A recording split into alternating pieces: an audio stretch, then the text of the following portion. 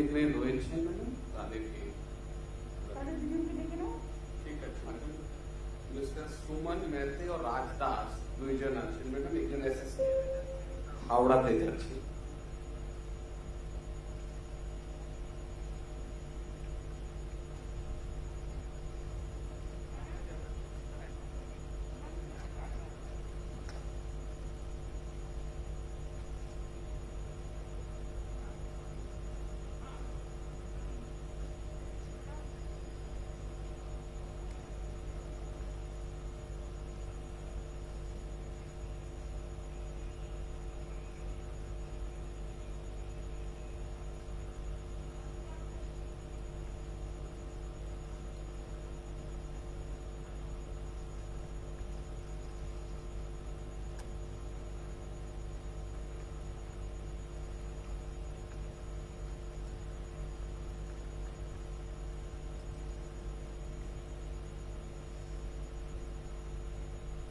আমরা আজকে নতুন কৃষক বন্ধু যে প্রতিশ্রুতি দিয়েছিলাম নির্বাচনের সময় তৃণমূল কংগ্রেসের পক্ষ থেকে, কারণ তৃণমূল কংগ্রেসের সরকারই আজকে সরকার গঠন করেছে, তাই সেই প্রস্তাব সরকার অনুমোদিত করে এবং ক্যাবিনেটে পাস হয় এবং ক্যাবিনেটে পাস হওয়ার পরে এটা আইনে পরিণত হচ্ছে এবং প্রতিশ্রুতি পূরণ অনুযায়ী আমরা কৃষকদের পাশে থাকার অঙ্গীকার নিয়ে আমরা আজকে যে কৃষকদের বলেছিলাম যে যারা 5,000 টাকা করে পান একর প্রতি জমি, তারা 10,000 টাকা করে পাবেন, আর যারা মিনিমাম পাবেন তারা 4,000 টাকা করে পাবেন। আপনারা জানেন আমাদের এখানে প্রায় 60 লক্ষ মানুষ কৃষক বন্ধু অধীনে আছেন এবং আগে তারা 5,000 টাকা পেতেন এবং মিনিমাম যারা পেতেন তারা 2,000 টাকা পেতেন। আমাদের স্কিমের মধ্যে কিন্তু ক্ষেত মজদুর বর্গাদার তারাও ইনভলভ আছে।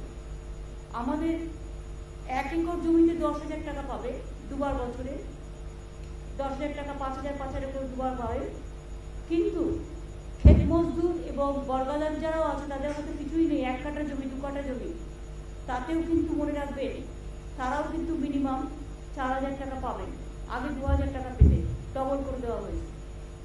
আর কেন্দ্রীয় সরকারের যে পরিকল্পনা তাতে খুব কম লোক পায়, আমাদের পরিকল্পনায় প্রায় 60 লক্ষের উপর কৃষক পায় এবং কেন্দ্রীয় সরকারের পরিকল্পনায় 2 একর জমি থাকলে তবে পাবে, তা নাহলে পাবে না। আমাদের কিন্তু আমরা সবাইকে দিই। আর দ্বিতীয়ত হচ্ছে যে কেন্দ্রীয় সরকার টাকা সবাইকে দিচ্ছে না এবং কম দিচ্ছে এবং তাদের প্রজেক্টে কিন্তু ক্ষেত মজদুর বর্গাদার কেউ নেই, এটা মাথায় রাখবেন। সুতরাং এটা আমরা করছি, আজকে আমরা এটা লঞ্চ করছি। আমি কৃষক বন্ধুরা যারা এসছেন বিভিন্ন জেলায় আছেন তাদের হাতে ডিএমদের অনুরোধ করব, নতুন কৃষক বন্ধু লঞ্চ যেটা আমরা করছি 10,000 টাকার যে আমরা দিচ্ছি এবং মিনিমাম 4,000 টাকা তাদের টাকাটা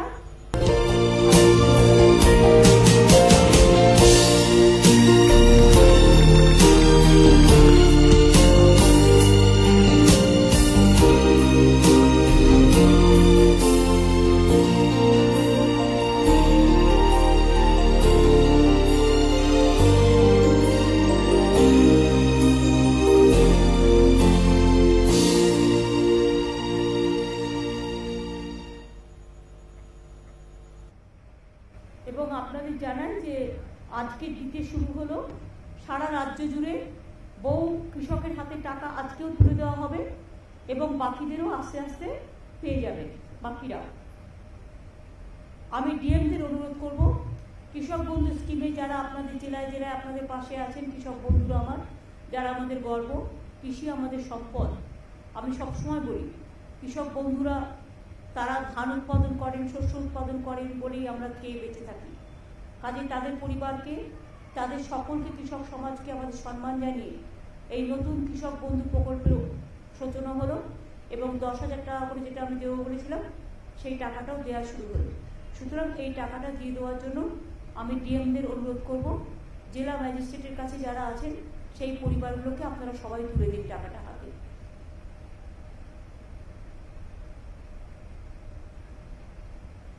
দেখতে পাচ্ছি, আপনারা টাকাটা তুলে দিন সবার হাতে।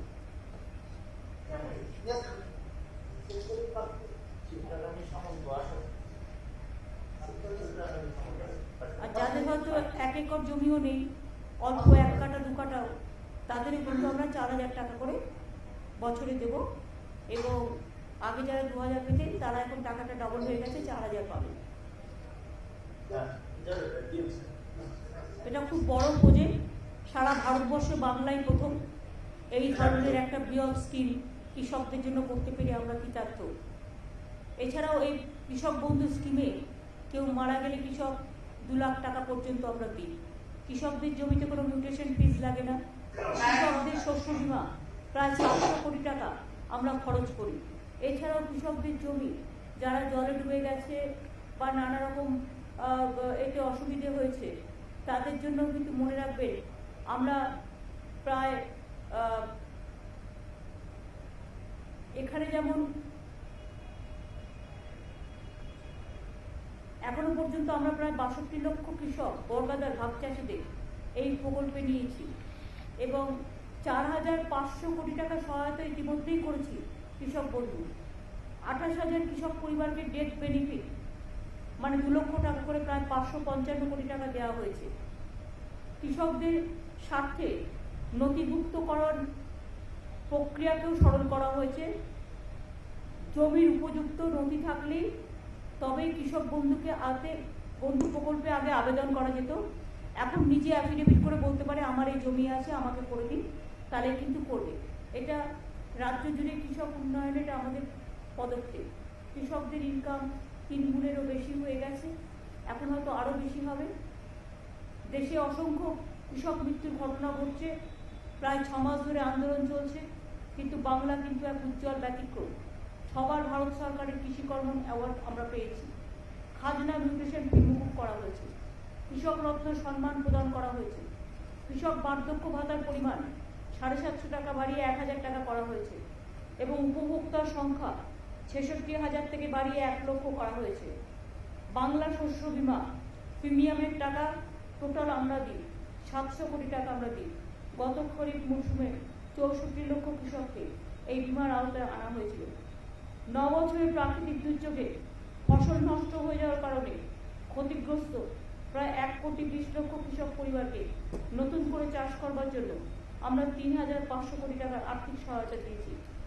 ইয়াস হওয়ার পরেও দুয়ারে আমরা ত্রাণ চালু করেছি, তার মধ্যে ক্ষতিগ্রস্ত কৃষক ও অন্যান্য ক্ষতিগ্রস্ত মানুষদের আমরা সাহায্য পৌঁছে দিচ্ছি।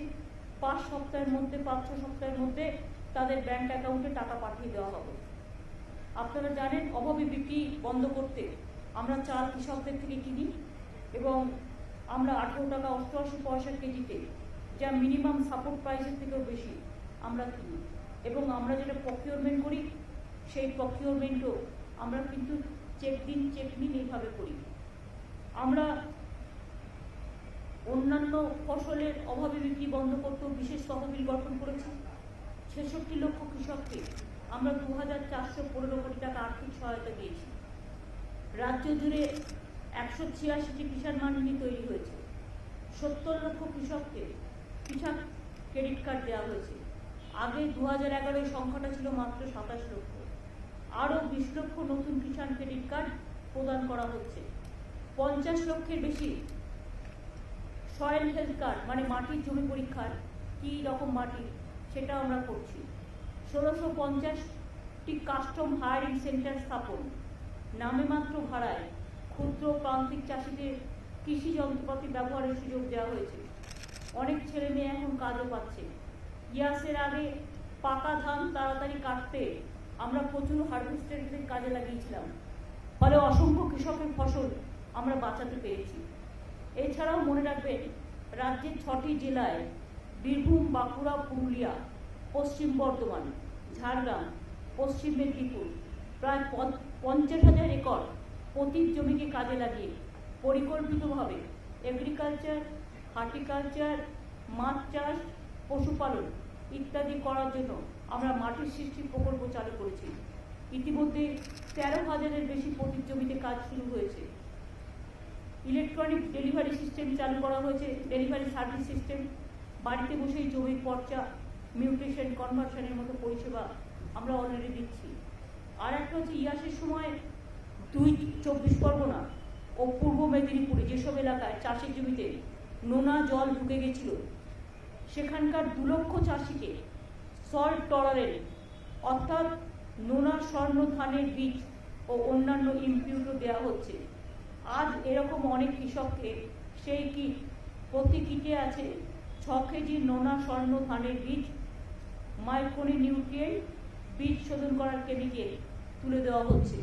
ডিএমরা তাদের কাছে যে চাষিরা গেছেন এই দুটো জেলার দক্ষিণ 24 পরগনা, উত্তর 24 পরগনা এবং মিদনাপুর পূর্বে নোনা জল ঢুকে গিয়ে ধানগুলো যে নষ্ট হয়ে গেছে সেগুলো আমরা স্বর্ণ ধান করবার জন্য আমরা এখানে নতুন করে কিট আবিষ্কার করেছি এবং অনেক কৃষককে সেই কিট, নোনা স্বর্ণ কিট, প্রতি কিটে আছে 6 কেজি নোনা স্বর্ণ ধানের বীজ, বীজ শোধন করার কেমিক্যাল সহ অনেক কিছু, এবং চাষিদের সুবিধার জন্য যৌথ বীজতলাও করা হচ্ছে।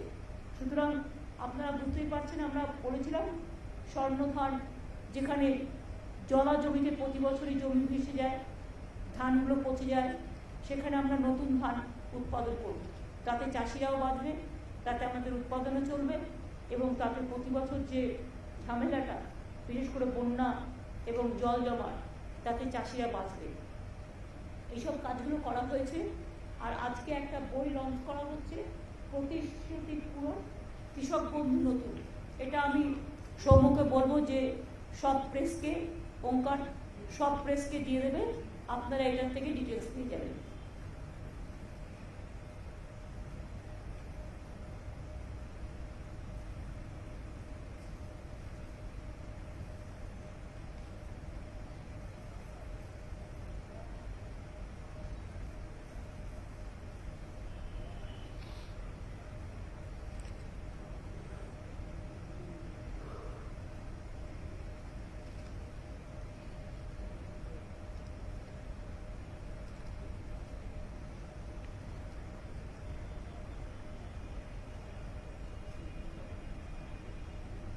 প্রকল্পটি যেটা বইটি করা হয়েছে, প্রথম দিকের প্রথম পাতায় আগের পুরনো কৃষক বন্ধুর কথা বলা আছে, আর নিচের দিকে প্রকল্পটির বৈশিষ্ট্য ও রূপায়ণের পদ্ধতি, নিচে নতুন কৃষক বন্ধুর যেটা 10,000 টাকা সেটা বলা হয়েছে।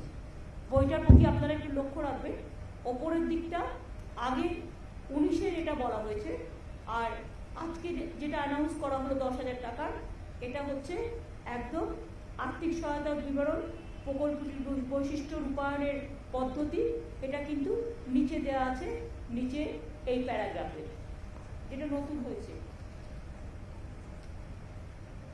তাহলে পুরনো নতুনটার সাথে যে তার পার্থক্যটা সেটা আপনারা মিলিয়ে নিতে পারবেন। বাদ বাকি সব ঠিক আছে। এবং এই বইটা পেলে আপনারা আমাদের কৃষিকাজ সম্পর্কে যে কথাগুলো আপনাদের আমি বললাম তার কিছুটা অন্তত পাবেন। কোন জেলায় কত কৃষক, কৃষক ক্রেডিট কার্ড থেকে শুরু করে কিছু ইনফরমেশন আপনারা পেতে পারেন। এটাই ছিল আজকে আমাদের। ডিএমরা নিশ্চয়ই চাষিদের কাছে কিটটা তুলে দিয়েছেন। দক্ষিণ 24 পরগনা তুলে দেওয়া হয়েছে, উত্তর 24 পরগনা, পূর্ব মেদিনীপুর, সব জেলায় তার মানে মোটামুটি তুলে দেওয়া হয়েছে, তাই তো? আর বাদ বাকি যেগুলো বাকি আছে কিটস গুলো তুলে দিন, নোনা জলের যেটা স্বর্ণ ধান কিটস, এতে চাষিরা উপকৃত হবে এবং ভালো করে চাষ করতে পারবে। আর তাদের যে ক্ষয়ক্ষতি হয়েছে সেটা 1 এপ্রিল থেকে 8 এপ্রিল পর্যন্ত রিভিউ করে আমরা দিয়ে দেবো, বা ডাইরেক্ট ব্যাংকে টাকা চলে যাবে। জুলাই, হ্যাঁ, 1 জুলাই থেকে আর 8 জুলাই মধ্যে।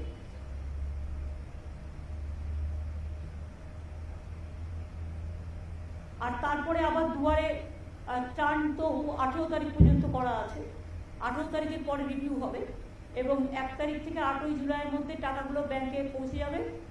তারপরে আমরা দুয়ারে সরকার যেটা করেছিলাম গত বছর, আবার আগস্ট সেপ্টেম্বরে আমরা করব, আবার নভেম্বর ডিসেম্বরে করব। তখন যদি কেউ বাদ থাকে কৃষক বন্ধু স্কিমে বা কোনো স্কিমে, তখন আপনারা সেখানে আপনার রেশন কার্ড নেই বা কিছু, আপনারা সেখানে নাম লেখাতে পারেন। এই পর্যন্ত আজকে ছিল, আর তো কিছু নেই। প্রেসের কিছু বলার থাকলে এই ব্যাপারে জিজ্ঞেস করতে পারেন।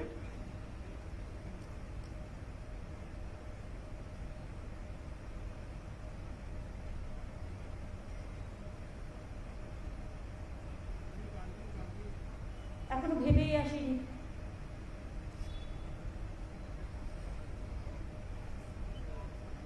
তাহলে আমি আশা করছি এই সাবজেক্টে আপনাদের কারো কিছু জিজ্ঞেস করার নেই। দিদি, হ্যাঁ, আপনি ইতিমধ্যে রাজ্যে বর্ষা ঢুকে গেছে এবং কদিন আগেই ঘূর্ণিঝড় ফলে কিন্তু অনেক ক্ষতি হয়ে গেছে। সেন্ট্রাল থেকে টিম এসেছিল, ঘুরে গেছে। আমফানের সময় আমরা দেখেছিলাম এসেছিল, ঘুরে গেছে। এখনো পর্যন্ত এই যে লাস্ট যে ঝড়টা হলো ইয়াস, তার জন্য কোনো ক্ষতিপূরণের কথা সেন্ট্রাল থেকে জানিয়েছে? না,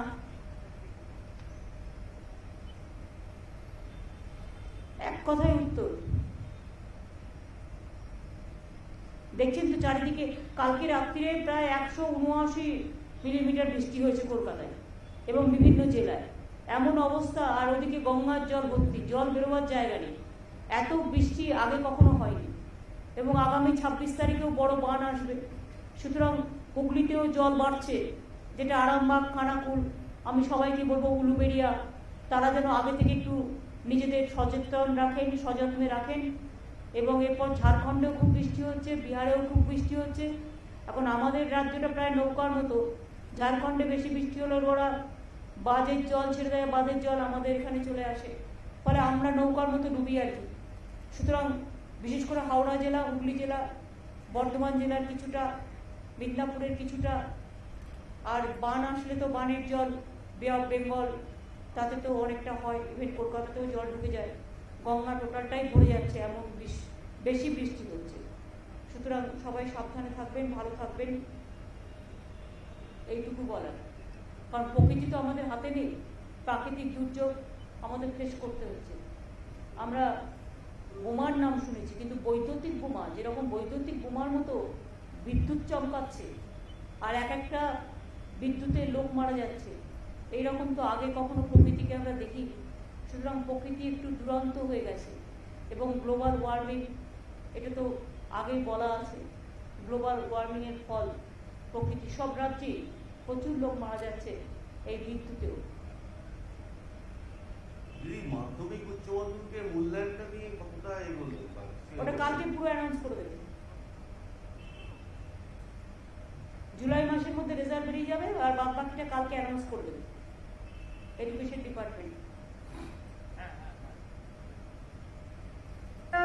একাধিকবার দেখেছি যে রাজ্যপাল প্রকাশ্যেই অনেক কথা বলছেন, ইলেকশনের পরেও আমরা দেখছি সেই ব্যাপারটা কন্টিনিউ করছেন। উনি প্রকাশ্যে আপনার সম্পর্কেও বলেছেন, টুইট করেছেন, এবং এখন উনি দিল্লিতে গেছেন, অনেকের সঙ্গেই দেখা করছেন।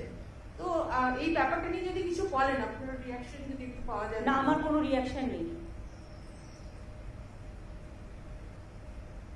কিন্তু যেভাবে উনি ফাংশন করছেন, অনেকেই তো বলছেন যে সেটা ঠিক নয়। একজন সবাই যখন বলছে তখন আর আমার বলার প্রয়োজন নেই। সবাই তো বলছেন, সবাই বলছেন বলি সবার বলাটাই আমার বলা। আমার নতুন করে বলার আর কি আছে? একটা বাচ্চা হলে বকে চুপ করানো যায়।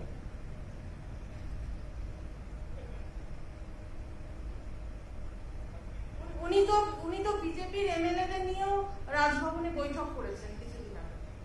কেন আমার মুখ খোলাচ্ছেন? এখানে speech is silver and silence is golden. मेरा एक सवाल है, कुछ रीजनल पार्टीज ने आरोप लगाया है कि राम मंदिर ट्रस्ट में एक जमीन जो थी 2 करोड़ की जमीन को 18 करोड़ में खरीदा गया और उसके पीछे स्कैम भी हो सकता है। सामने ही उत्तर प्रदेश का चुनाव है, क्या कहेंगे इस पर? हमें इस पे अभी कोई टिप्पणी नहीं करना है कि शिव सेना ने एक पॉइंट रेज किया है। उन्होंने जब रेज किया है उनके पास जरूर कोई एविडेंस होगा, इसी के लिए उसको करने दीजिए। हम उनको पास से डिटेल्स लेने के बाद हम बोल सकते हैं। Ma'am, just want to understand how much has the cost for the Governor House increased in the past couple of years? In the past couple of days, we have heard as how several OSDs have been appointed, some are under question. Has the cost to operate Raj Bhavan increased in the past couple of years? Because the state government maintains that there is fund crunch. Has the Raj Bhavan cost has increased? That is obviously. But exact figure I cannot give you right now because it is not with me right now, because I was not aware of the facts. Raj Bhavan, not only here the Raj Bhavan, then Darjeeling also there is a Raj Bhavan. Then Delhi also, whenever you go with flight, everything. So there are so many expenditure. That is a constitutional post. Some expenses could have been avoided now, because the state has gone through COVID. I will research. I will make it study. Then I will let you know the properly. Though I know something, but it won't look nice. Somebody is telling something, so I have to say also the same thing. I cannot. তুমি অদম বলে আমি উত্তম হইব না কেন? এটা একটা dialogue নবকুমারের। কি এখনো রাজনৈতিক সন্ত্রাস চলছে? কারণ রাজ্যপাল বলছেন, আপনি কি দেখতে পাচ্ছেন? না, আপনারা তো এখানকার সাংবাদিক, আপনারা কি দেখতে পাচ্ছেন কিছু? আমার আগে তো আপনারা দেখতে পাচ্ছেন। আপনারাই তো এগুলোর খোঁজ খবর সবচেয়ে বেশি রাখেন। আপনাদের যখন চোখে পড়ছে না, তা কারোর যদি চোখে নেওয়া হয় আমি কি করতে পারি? আমি কি কোনো সম্বন্ধে বলি না, আমি বলছি কারো যদি হয় উচ্চ। দিদি, সাম্প্রতিক সময়ে দেখা গেছে বিভিন্ন সময় বিভিন্ন কমিশন, মহিলা কমিশন থেকে শুরু করে কখনো ডিজিকে চিঠি দেওয়া যে ভোট পরবর্তী হিংসা হচ্ছে, মহিলাদের নিরাপত্তা নেই, এই বিষয়টি নিয়ে কি বলবেন? এই যে বারবার চিঠি দেওয়া এবং রাজ্যে তারা আসছেন, ভিজিট করছেন, তারপরে তারা যে কেউ যে কোনো রাজ্যে যেতে পারে, তবে তাদের একটু বেশি করে উত্তরপ্রদেশ গুজরাটে যাওয়া উচিত ছিল। উত্তরপ্রদেশ গুজরাটে মধ্যপ্রদেশে না গিয়ে, যেখানে নদীতে ডেড বডি ভাসিয়ে দেওয়া হচ্ছে, যেখানে কোভিড পেশেন্টদের রেকর্ড রাখা হচ্ছে না, যেখানে একটা জাস্ট মবকে করতে গিয়ে 22 জন বিনা অক্সিজেনে মারা যায়, সেই সমস্ত হাতরাস থেকে শুরু করে সেই ইতিহাস না ঘেটে বাংলায় এত হারার পরেও লজ্জা নেই। বিজেপি সব এজেন্সিকে দিয়েই কাজগুলো করায়। এটাই বিজেপির হ্যাবিট, এটাই বিজেপির প্ল্যান, এবং এগুলো সব pre plan incident. It is not, there is no incident now after polling. Postponed violence, it was under election commission. At the time of election, there are some incidents, sporadic incidents, but all are not political. There are some personal enmities are also there. But when it is the matter is sub judice, I will not speak anything regarding this. I don't support any violence. I always tell my police administration to take strong steps wherever it may be, and if anything happens anywhere, we don't support that. And I think whatever they are creating the atmosphere that violence, there is no violence like that. 1-2 sporadic incident, if any happens, we take strong action because we condemn all the violence, and there is no political violence. It is a BJP gimmick violence.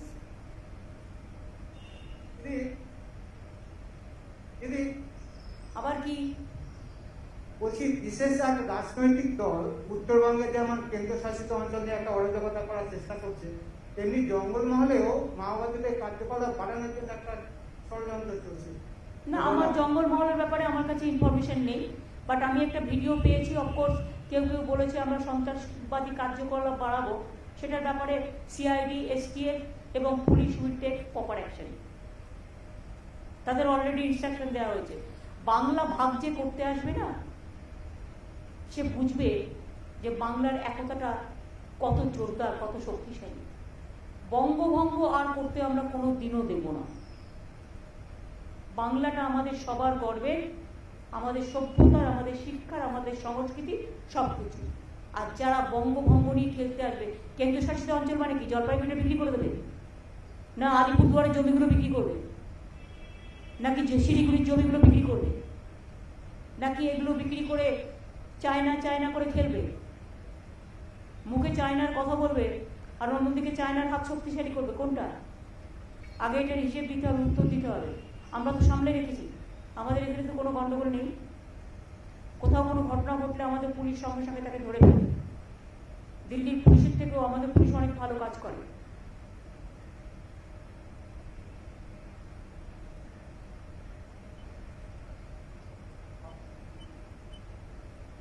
Ma'am, this issue has been going on for the past couple of days. The way the central government had tried acting tough on Twitter and other social media sites, how do you see this, ma'am? Twitter has been, asked to follow. Very unfortunate. This is very unfortunate. They cannot control Twitter. That's why they want to bulldoze Twitter. They cannot control me, so they want to bulldoze my government. They want to bulldoze my party. They cannot control some journalists, so they want to kill them. So that is their phenomenon. And one day there will be an end.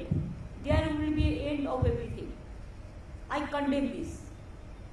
আমি আপনাদের কাছে বলি, আমাদের chief secretary জানালেন যে আমরা যে announcement করলাম 10,000 টাকা করে আজ থেকে দেওয়া হবে, ইতিমধ্যেই আজকেই 9,78,531 জন কৃষক বন্ধু ফার্মার্স 22টা ডিস্ট্রিক্টে 290 কোটি টাকা রিলিজ করা হয়েছে direct bank transparent bank DBT সিস্টেমের মধ্যে দিয়ে।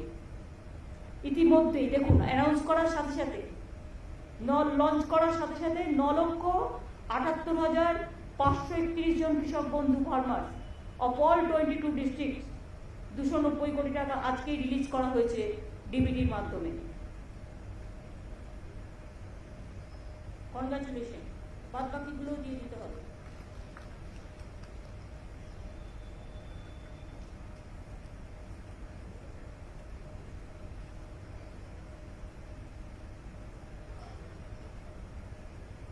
হ্যালো দিদি,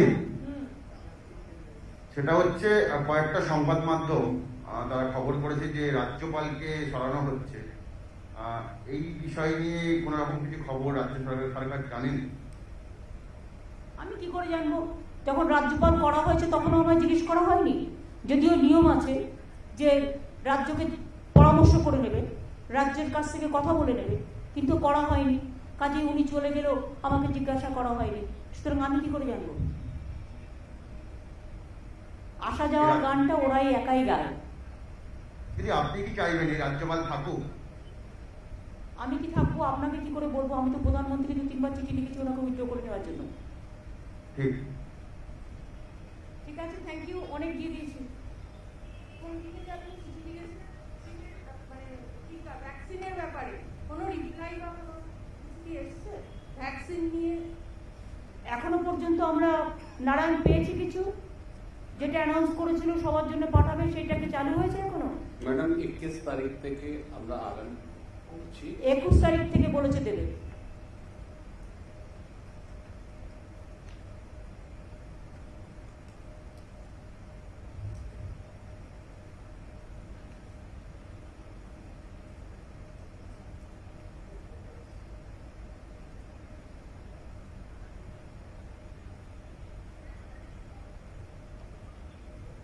না দিদি, রাজ্যপাল কেন্দ্রীয় কয়লা মন্ত্রীর কাছে গেল, আজকে সকালে রাষ্ট্রপতি দুয়ারে দুয়ারে ঘুরে বেড়াচ্ছেন।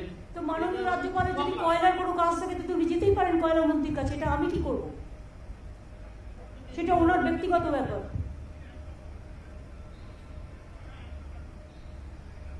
আজকে আবার অমিত শাহর সঙ্গে দেখা করছে নাকি? সে করতেই পারে। উনি কার সাথে দেখা করবেন সেটা ওনার ব্যাপার, উনি তো ওদেরই লোক। এসব আপনারা লিখুন ভালো করে। ঠিক আছে, থ্যাংক ইউ।